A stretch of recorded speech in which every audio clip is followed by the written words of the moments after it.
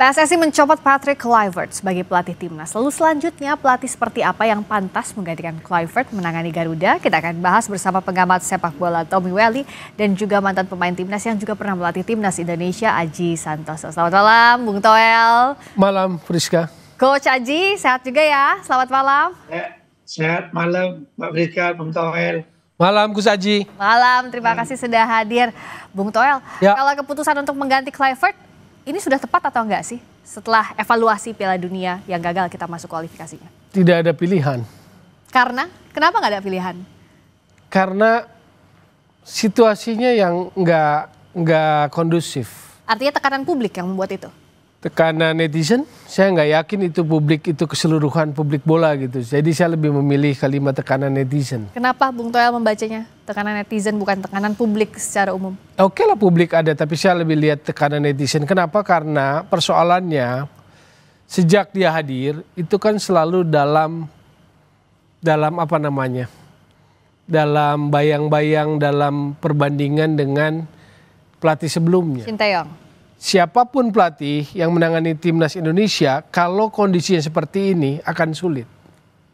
Siapapun pelatih yang menangani timnas senior Indonesia, jika kondisinya yang seperti ini nih, tekanannya dibandingkan seolah-olah lebih baik, lebih buruk, bla bla bla bla, akan sangat sulit. Tapi saat meracik tim kan nggak ada tekanan dari publik, artinya itu hak prerogatifnya ada di tangan pelatih. Iya, tapi begitu kalah, maka saya bilang kan ukurannya kan akhirnya kedangkalan kita hanya mengukur dari kemenangan. Nggak lebih dari itu. Begitu kalah keluar kan semua tuh. Keluar semua perbendaharaan itu tuh.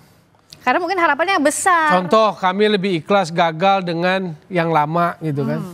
Berarti kenapa sih kamu nyebut Sinteyong nih kamu Toel? Biar Friska aja.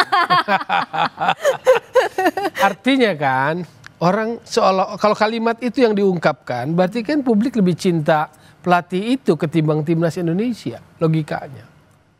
Karena harapannya sebenarnya kita bukan pengen soal timnas nggak gagal, kita pengen timnas berhasil, ada fasenya lah.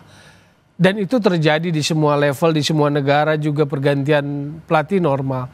Tapi kan situasinya beda di kita. Kita lebih ikhlas, saya baca kan yang belakangan terjadi di gagal bersama pelatih sebelumnya. Itu karena ungkapan kekecewaan kah? Ya harapannya ya, logikanya jadi kebalik kan. Yang disebut ke tim kepelatihan terbaik bisa membawa Indonesia misalnya dengan taktik yang lebih matang saat lawan Arab Saudi misalnya. Taktiknya berbeda. Arab Saudinya berbeda. Itulah ketidakmatangan kita. Cuma kan akan capek juga, percuma saya ngomong rasional juga kalau tanggapannya irasional misalnya. Saya juga tidak punya preferensi terhadap pelatih siapapun, makanya saya bilang situasinya terbaik karena siapapun nanti yang menggantikan atau mereka tetap bertahan itu akan sangat sulit. Oke, nah kalau dari Coach Aji. Contoh ya beda tadi saya lupa. Apa? Arab yang waktu kalah 2-0 sama kita di GBK dengan yang main kemarin cuma 3 di starter yang sama. Jadi Renat sudah mengubah timnya juga. Yang Renat mainkan di GBK itu cuma 3 pemain yang sama. Yang strategi waktu lawan Arab yang diterapkan Patrick Kluivert itu tepat atau enggak waktu itu? Kan Kluivert punya prinsip, punya gayanya sendiri. Bahwa maksimal atau tidak seharusnya pertanyaannya itu. Berarti kita bisa ambil kesimpulan tidak maksimal, ada error sehingga kemudian nggak jalan planningnya. Atau koreksinya terlambat penggantian, itu buat saya sih normal kalau itu. Oke. Karena kita akan bicara dalam koridor bola. Oke. Lalu kita bertanya, kenapa kok bisa Kluivert terlambat? Nah, pasti kan ada penjelasannya tuh. Seperti Coach Aji misalnya dia ditanya misalnya kalau dalam posisi itu, wahai Coach Aji, kok rasanya orang publik umum menganggap Anda terlambat mengganti, ya dia pasti punya penjelasannya. Tapi ini kan sudah tidak akan terjadi lagi. Koridor analisis bolanya udah tidak akan terjadi lagi. Oke, kalau Coach aja lihatnya memang apakah pergantian Patrick Kluivert itu ada terbaik karena tidak ada pilihan lain?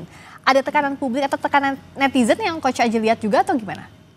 Iya, kalau saya lihat sih memang kalau Patrick Kluivert tetap di Indonesia justru akan menjadi memberatkan dia karena situasinya sangat tidak memungkinkan di mana harapan orang-orang masyarakat kita adalah kepingin Indonesia lolos, ternyata kan tidak. Jadi menurut saya ya Pak Erick pun yang mengambil keputusan untuk memutuskan dengan Patrick Kluivert, saya pikir itu hal yang normal karena yang jelas ya kita mau nggak mau kita tahu Patrick Kluivert gagal membawa tim kita ke Piala Dunia meskipun mungkin ada beberapa faktor penyebabnya juga itu menjadi tanggung jawab Patrick Kluivert.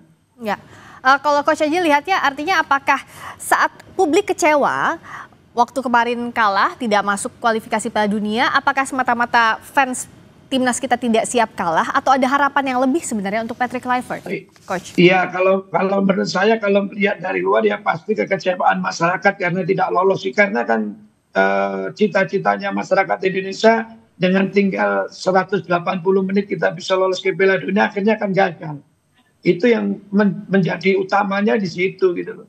Terus akhirnya diputuslah kontraknya Patrick Kluivert, karena kalau memang dipertahankan Patrick Kluivert apa yang dikatakan oleh Bung Toel tadi sangat susah dengan situasi yang seperti ini, pasti sangat susah untuk bisa mengembangkan sepak bola Indonesia terutama timnasnya seperti itu. Nah, soal pengembangan timnas tadi Coach Aji, dari sisi pelatih mantan pelatih, apakah keputusan PSS ini rasional atau tidak? Kalau misalnya alasannya karena tekanan publik setelah kalah di kualifikasi Piala Dunia, sementara kan yang juga direncanakan sejak awal PSS ini punya rencana jangka panjang minimal 2 tahun dengan Kluivert, Coach.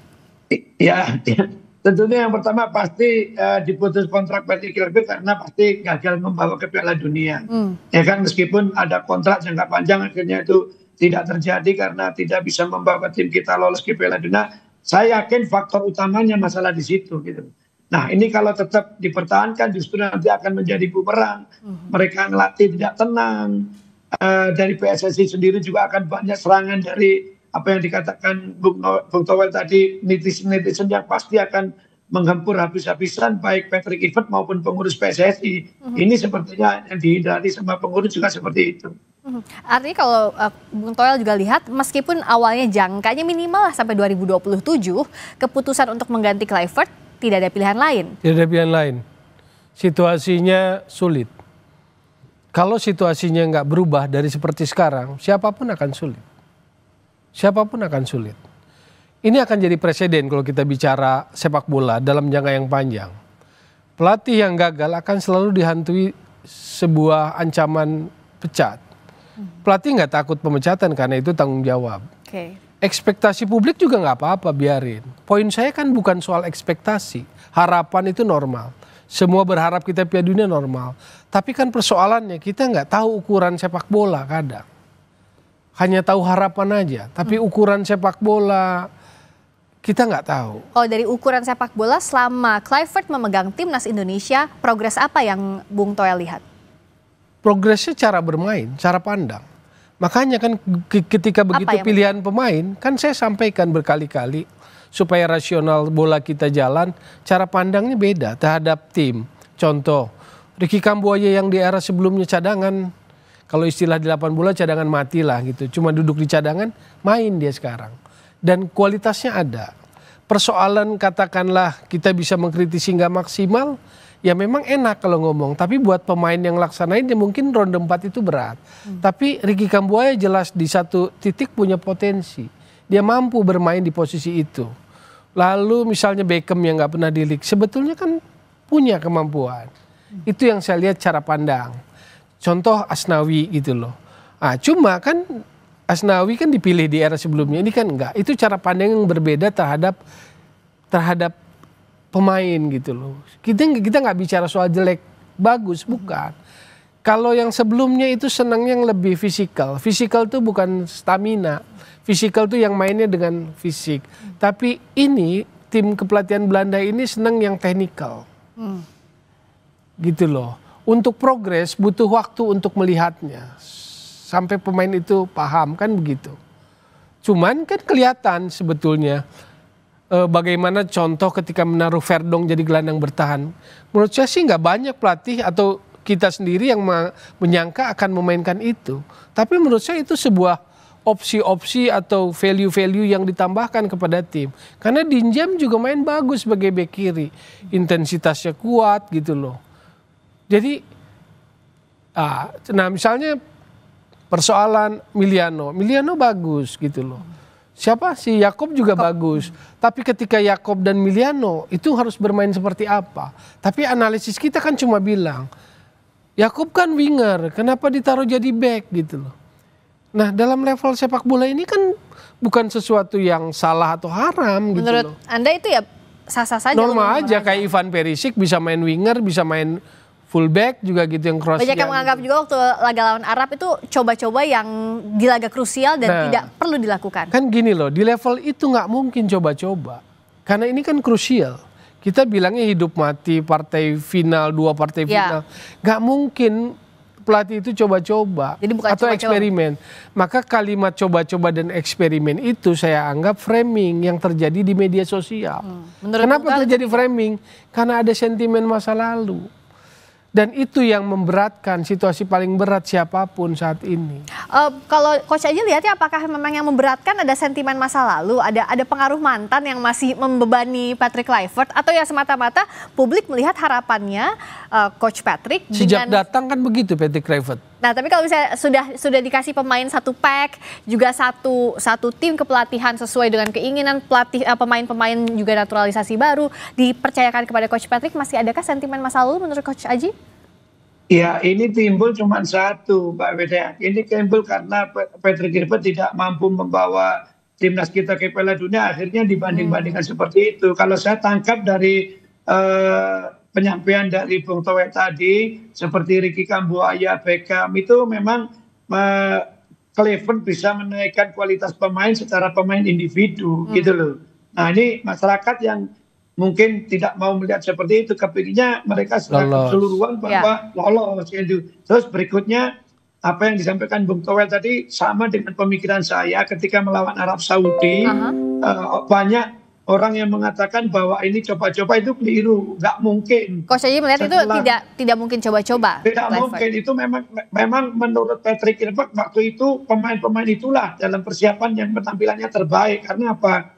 Karena di dalam kepelatihan itu biasanya memasang pemain itu 1 hari menjelang pertandingan. Siapa yang berpenampilan bagus itu yang akan mendapatkan kesempatan. Jadi memang dari awal pun ketika kalah dari Arab Saudi, saya sudah nyampaikan, tidak mungkin itu coba-coba, nggak ada. Ya itu memang menurut Patrick Kluivert terbaik, meskipun menurut masyarakat dengan hasil yang kontroversial ya Coach. Iya, akhirnya disalahkan komposisi pemain seperti itu Pak. Tapi kalau Coach Aji lihat progres timnas di bawah Patrick Kluivert sebenarnya seperti apa? Objektif ya, tidak melihat kegagalan di kualifikasi Piala Dunia, itu gimana kalau menurut Coach? Tentunya sebagai seorang yang memberi komentar ya objektif, saya tidak punya kepentingan apapun, kan begitu. Nggak kepentingan sama Sintayong, nggak kepentingan sama Patrick Kluivert, yang memang cara bermain yang berbeda. Patrick Kluivert sama Sintayong itu satu sosok pelatih yang memiliki filosofi yang beda gitu. Iya betul, di mana Patrick Kluivert lebih mengedepankan gaya-gaya Eropa, sedangkan Coach Sintayong lebih mengedepankan lebih fisikal. Itu memang terjadi gitu loh. Nah, untuk kedepannya ya tinggal nanti pengurus lebih memilih siapa pelatih yang cocok. Seperti itu, Mbak. Kalau memang ini misalnya on the track, kenapa PSSI tidak memilih untuk melihat situasi sampai reda misalnya Bung Toel baru memutuskan mengganti atau tidak Patrick Kluivert? Apakah harus secepat ini? Boleh percaya apa tidak, saya membaca, nggak akan mengungkapkan sekarang juga di sini misalnya, tapi saya membaca ini ada yang lebih besar dari sekedar ini. Apa itu? Dalam hal apa? Serangannya ada hal yang lain. Dalam hal? Misalnya kita bicara keanehan ya, ketidakwajaran, ketidaklazim. Sehari menjelang lawan Irak, Jumat malam setelah kalah dari Arab, manajer timnas mengungkapkan situasi internal ke publik. Yang dalam bahasa saya mengumbar. Kalau Anda manajer timnas, tugas Anda, tanggung jawab Anda adalah jaga kondusivitas tim. Jadi suasana tim tuh harus dijaga. Kalaupun ada situasi, nggak boleh dia ngomong. Karena itu bagian dari tanggung jawabnya. Tapi yang terjadi Pak Sumar di Jumat malam, karena saya tahunya Jumat malam. Selepas saya di acara sini juga lah, ada talk show.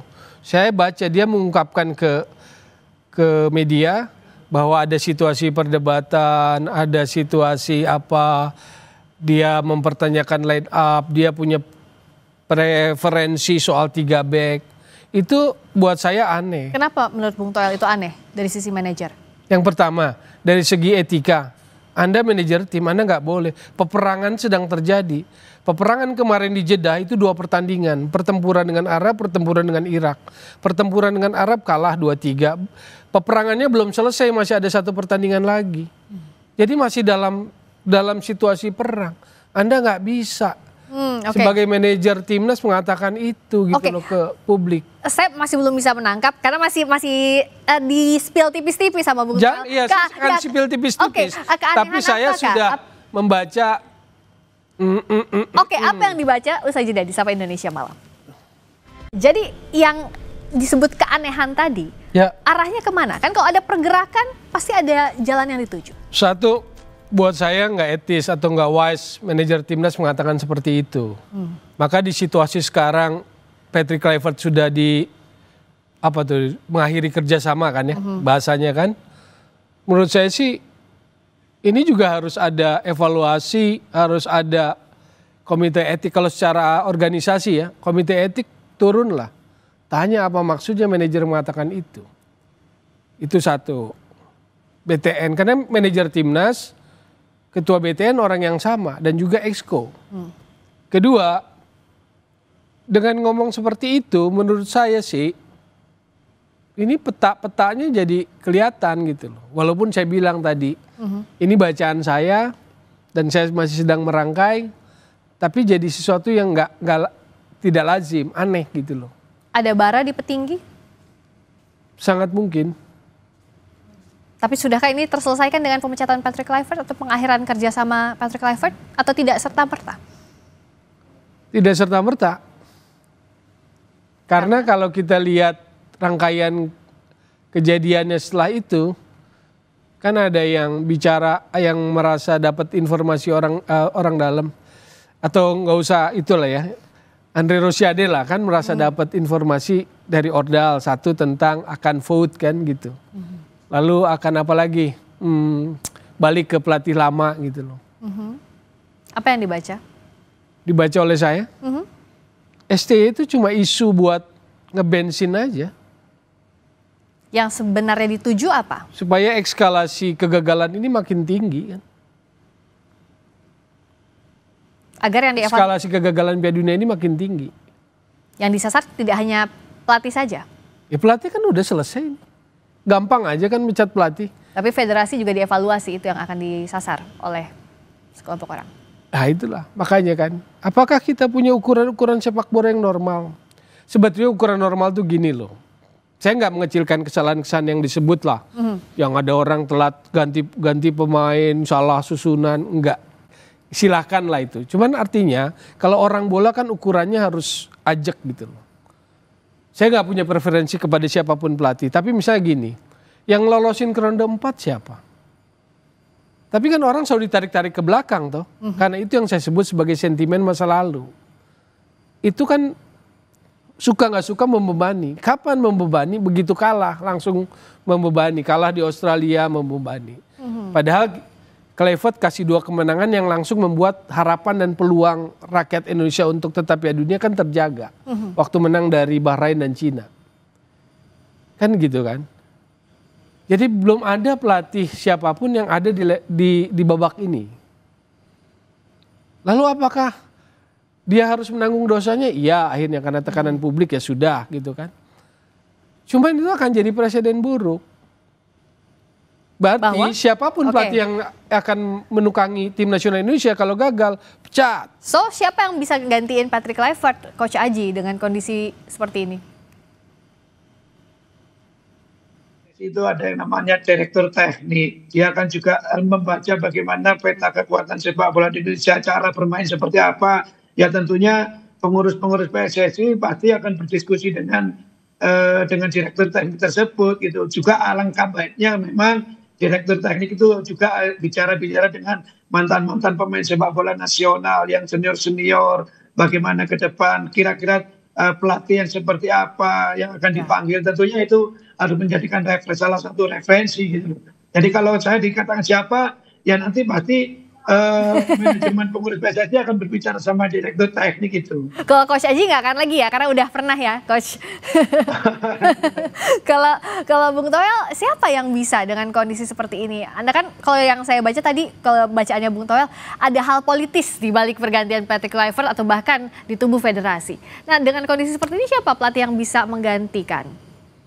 Yang bisa menggantikan, yaitu tadi sebetulnya kalau secara ilmu bolanya, mekanismenya, karena ini organisasi kan federasi, ngobrolnya dengan direktur teknik. Ini mau pelatih yang seperti apa? Karena itu yang benar. Cuma kita kan namanya apa ya? Misleading lah, salah paham.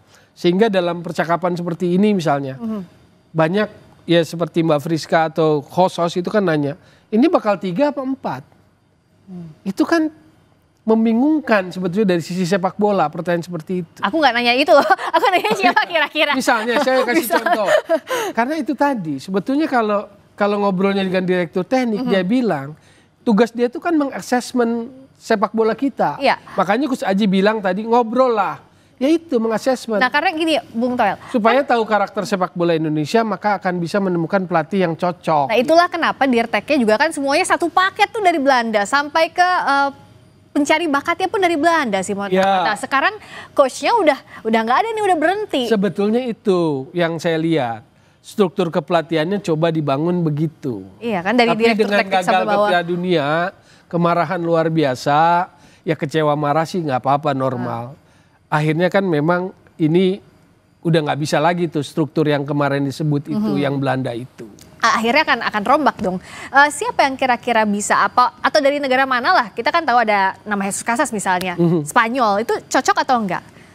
Ya, atau Coach Aji misalnya bisa jadi juga. Atau siapa lah dari Indonesia atau pelatih lokal, atau better kita ambil dari luar lagi? Kalau mau sesungguh-sungguhnya, kalau kita mau jadi hebat beneran, kita harus kuat, kepelatihan kita harus kuat ke depannya.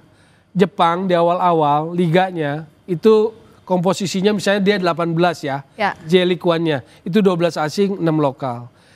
Tapi perlahan apa yang terjadi dulu itu sekarang berubah. Sekarang 12, 6 asingnya 6. Itu yang benar. Kenapa? Berarti ada peningkatan kualitas dalam coaching quality-nya, dalam kualitas pelatihnya. Mbak Friska sebutkan negara maju mana yang nggak kuat kepelatihannya. Jerman stabil sepak bolanya, kualitas kepelatihannya nggak pernah habis. Joachim Löw, Hansi Flick, Julian Nagelsmann. Selalu ada regenerasi. Yes. Spanyol nggak pernah habis, Italia nggak pernah habis. Kan yang kalau mau dibilang negara Eropa kuat tapi lemah kepelatihannya kan cuma Inggris. Yang kita susah nyebutin pelatih bagusnya gitu loh. Jadi salah satu indikator kalau Anda ingin negara Anda kuat dalam sepak bola, coaching quality-nya harus kuat. Jadi kalau kita lihat pelatih kita nggak dapat nominasi, kita harus sedih sebetulnya. Gitu loh. Cuma kan yang sedang dilakukan sekarang mengakselerasi. Oke lah, dalam fase-fase sekarang, periode sekarang, ambil dulu pelatih istilahnya asing. Buat tandem lah ya. Jadi ada pelatih asing, tapi nanti juga kita ada pelatih lokal yang ditandem, misalnya begitu. Keharusannya begitu, gitu loh. Cuma tinggal mekanismenya aja yang keren, yang transparan. Kenapa ini jadi asisten pelatih gitu? Kan kita nggak pernah tahu. Tiba-tiba misalnya Zulkifli Syukur jadi asisten pelatih Indra Safri gitu loh. Saya nggak punya attention pribadi ya. Kenapa saya sebut nama? Cuma kan kita harus tanya gitu. Kenapa dia ada di situ? Apa karena dia sudah pro license, apakah dia ranking terbaik di pro license atau A-license? Kan nggak pernah ada penjelasan itu. Maksud saya kalau kita mendapatkan penjelasan itu, semoga publik bola kita makin terdidik gitu loh. Nah kalau dari Coach Aji, dari perspektifnya pelatih, apa yang mumpung sekarang kan kita mencari pelatih baru siapa? Seperti apa sebetulnya struktur tim kepelatihan yang harus dirancang agar satu, kita memajukan timnas, tapi juga kita punya regenerasi pelatih dari Indonesia. Saya tadi sebelum live ini juga saya sudah berpikir kita tidak ada masalah pengurus PSSI mengambil pelatih asing lagi, tidak ada masalah karena sepak bola kita juga memang tuntutannya tinggi. Tetapi jangan lupa di setiap usia, meskipun lah usia 23, 20 atau senior memakai pemain asing, tapi jangan lupa menyertakan pelatih lokal kita. Tujuannya apa? Untuk transfer knowledge gitu loh. kita lihat Vietnam, kita lihat Thailand juga mereka berani menggunakan pelatih-pelatih lokal kan gitu. Mungkin saja kan pelatih-pelatih itu setelah menjadi asisten pelatih asing. Jadi menurut saya tidak ada masalah mendatangkan pelatih asing lagi nggak. Tapi saya sih masih banyak pelatih-pelatih muda yang memiliki kualitas bagus dengan catatan memenuhi persyaratan. Contohnya lisensinya harus pro, dia masih muda, memiliki visioner di dalam melatih. Jadi nanti akan ada transfer knowledge, jangan nanti seperti sekarang ini Patrick Kluivert dan lain-lain semua asing begitu mereka pergi sudah tidak ada yang ditinggalkan ilmu sepak bolanya kan begitu. Sebenarnya skema ini kan pernah dilakukan juga waktu zaman STY, ada Coach Nova di situ dan sekarang juga Coach Nova pegang juga U17. Apakah seperti itu skemanya kira-kira? Harus. Jadi sebagai apa ya namanya prerogatif lah federasi. Mau siapapun nanti yang dipilih dari negara manapun, ya harus disertakan pelatih lokal kita. Yang penting mekanismenya bagus nih, misalnya ada 10 yang didorong, lalu kita tahu kan track recordnya gitu loh. Tapi masih gelap banget nggak sih siapa calonnya? Kira-kira pelatihnya atau sudah ada nama-nama? Mbak Friska, kalau cuma menyebut nama-nama pelatih top yang bagus, misalnya dari Jerman, Ralf Rangnick kalau mau kan, The Professor. Tapi kan gak sesederhana itu, apakah dia klop, apakah dia mau, apakah dia available, apa angkanya cocok gitu loh. Ya. Lalu misalnya Oliver Glasner juga bagus. Kalau Spanyol, saya kan senang Spanyol, saya termeh-mehnya sama Pep Guardiola doang. Jadi saya gak pernah termeh-meh sama pelatih manapun gitu. Tapi oke lah misalnya Ernesto Valverde kalau berani gitu loh. Ya. Tapi apakah dia mau, apakah dia available? Oke, kalau misalnya nama spesifik sulit, apakah Eropa atau Asia? Kalau Asia saya pilih Jepang. Kenapa? Karena menurut saya secara karakter main, secara beberapa aspek dalam postur atau kompostur sepak bolanya mirip lah. Dan kita akui juga Jepang sekarang begitu pesat ya perkembangannya. Untuk jadi itulah negara yang benar ngebangun sepak bolanya. Lihat aja di liganya pelatih lokal. Bahkan setahu saya, seingat saya pelatih asing terakhir timnas Jepang itu adalah abis Jaqueroni. Gus Hiddink? Enggak, Gus Hiddink Korea Selatan kan. Jaqueroni 2014 deh kayaknya abis itu Aguirre. Sekarang kan dari 18 ke sini udah pelatih lokal. Oh, Sino ya. Iya, yang sekarang Moriyasu menurut saya next nih 2026 asistennya itu yang bakal naik. Ini bacaan saya, tapi kalau benar ingat saya ngomong Makoto Hasebe yang punya pengalaman di Bundesliga, yang sekarang asisten. Ya. Begitu Moriyasu selesai di 2026. Hasebe yang bisa naik untuk Makoto Hasebe dugaan saya. Nah kayak negara yang sudah begitu, itu lihat kan kualitasnya. Ya. Karena apa? Dia udah ngerti, ilmu bolanya udah paham. Dan kalau Coach Aji sejauh ini mungkinkah ada pelatih lokal kita yang punya spek itu untuk bersanding bersama dengan pelatih asing? So far yang punya license dan sebagainya. Ya makanya itu kan pengurus seharusnya memberi kesempatan siapapun ya, tentunya yaitu tadi memenuhi persyaratan, lisensinya terrendah tertinggi yang di Indonesia, memiliki pengalaman, siapapun tidak ada masalah gitu loh. Ya. Biar itu tadi yang terpenting adalah jangan mengeluarkan uang miliaran, tidak ada ilmu yang tertinggal di Indonesia gitu. Pelatihnya sudah tidak ada lagi. Jadi ini tujuannya apa? Ya tentunya tujuannya untuk perkembangan sepak bola Indonesia itu sendiri. Ya, karena cita-cita awal juga transfer knowledge biar ada regenerasi, kita punya pelatih yang bagus, punya pemain yang bagus juga. Terima kasih Coach Aji Santoso, terima kasih Bung Tommy Welly sudah hadir di Sapa Indonesia Malam.